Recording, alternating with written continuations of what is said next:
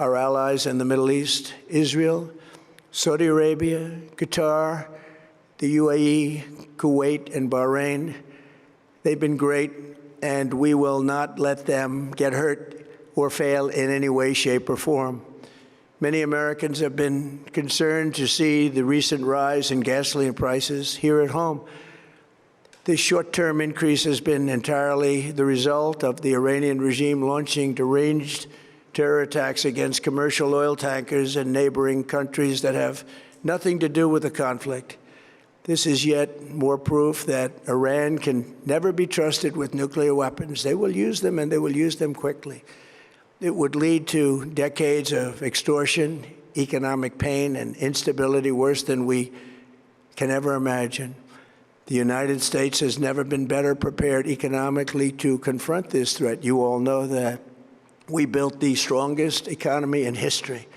We're going through it right now, the strongest in history. In 1 year, we've taken a dead and crippled country. I hate to say that, but we were a dead and crippled country after the last administration and made it the hottest country anywhere in the world by far, with no inflation, record-setting investments coming into the United States, over $18 trillion, and the highest stock market ever, with 53 all-time record highs in just 1 year.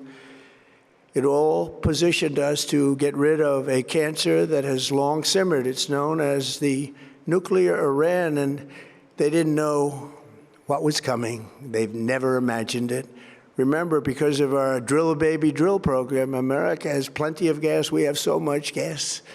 Under my leadership, we are #1 producer of oil and gas on the planet, without even discussing the millions of barrels that we're getting from Venezuela. Because of the Trump administration's policies, we produce more oil and gas than Saudi Arabia and Russia combined. Think of that, Saudi Arabia and Russia combined. And that number will soon be substantially higher than that.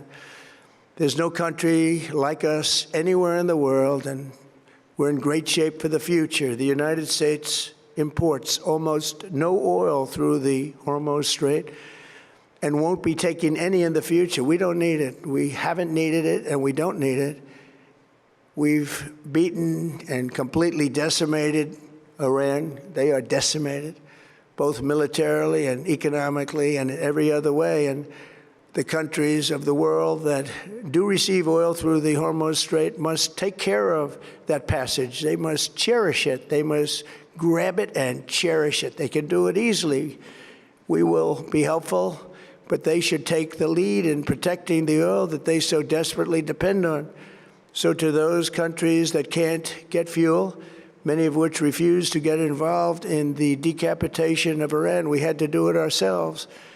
I have a suggestion. #1, buy oil from the United States of America. We have plenty. We have so much.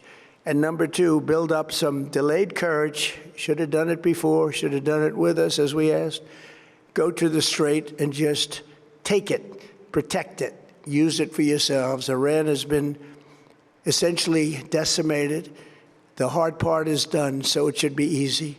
And in any event, when this conflict is over, the Strait will open up naturally. It'll just open up naturally. They're going to want to be able to sell oil because that's all they have to try and rebuild. It will resume the flowing, and the gas prices will rapidly come back down. Stock prices will rapidly go back up. They haven't come down very much, frankly.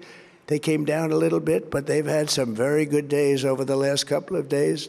We've done actually much better than I thought, but we had to take that little journey to Iran to get rid of this horrible threat.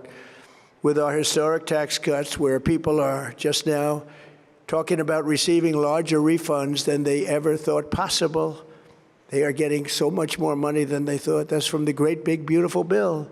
Our economy is strong and improving by the day, and it will soon be roaring back like never before. It will top the levels that it was a month ago. I've made clear from the beginning of Operation Epic Fury that we will continue until our objectives are fully achieved. Thanks to the progress we've made, I can say tonight that we are on track to complete all of America's military objectives shortly, very shortly. We are going to hit them extremely hard over the next 2 to 3 weeks. We're going to bring them back to the Stone Ages where they belong. In the meantime, discussions are ongoing. Regime change was not our goal. We never said regime change, but regime change has occurred because of all of their original leaders' death. They're all dead. The new group is less radical and much more reasonable. Yet if during this period of time no deal is made, we have our eyes on key targets.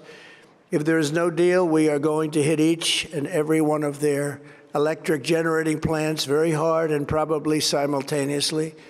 We have not hit their oil, even though that's the easiest target of all, because it would not give them even a small chance of survival or rebuilding. But we could hit it, and it would be gone, and there's not a thing they could do about it. They have no anti-aircraft equipment. Their radar is 100% annihilated. We are unstoppable as a military force. The nuclear sites that we obliterated with the B-2 bombers have been hit so hard that it would take months to get near the nuclear dust, and we have it under intense satellite surveillance and control. If we see them make a move, even a move for it, we'll hit them with missiles very hard again. We have all the cards, they have none. It's very important that we keep this conflict in perspective. American involvement in World War I lasted 1 year, 7 months, and 5 days. World War II lasted for 3 years, 8 months, and 25 days. The Korean War lasted for 3 years, 1 month, and 2 days. The Vietnam War lasted for 19 years, 5 months, and 29 days. Iraq went on for 8 years, 8 months, and 28 days. We are in this military operation, so powerful, so brilliant, against one of the most powerful countries for 32 days. And the country has been eviscerated and essentially is really no longer a threat. They were the bully of the Middle East, but they're the bully no longer. This is a true investment in your children and your grandchildren's future. The whole world is watching, and they can't leave the power, strength, and brilliance. They just can't believe what they're seeing. They leave it to your imagination, but they can't believe what they're seeing, the brilliance of the United States military. Tonight, every American can look forward to a day when we are finally free from the wickedness of Iranian aggression and the specter of nuclear blackmail. Because of the actions we have taken, we are on the cusp of ending Iran's sinister threat to America and the world. And I'll tell you, the world is watching. And when we do, when it's all over, the United States will be safer, stronger, more prosperous, and greater than it has ever been before. May God bless the men and women of the United States Armed Forces, and may God bless the United States of America. Thank you very much, and good night.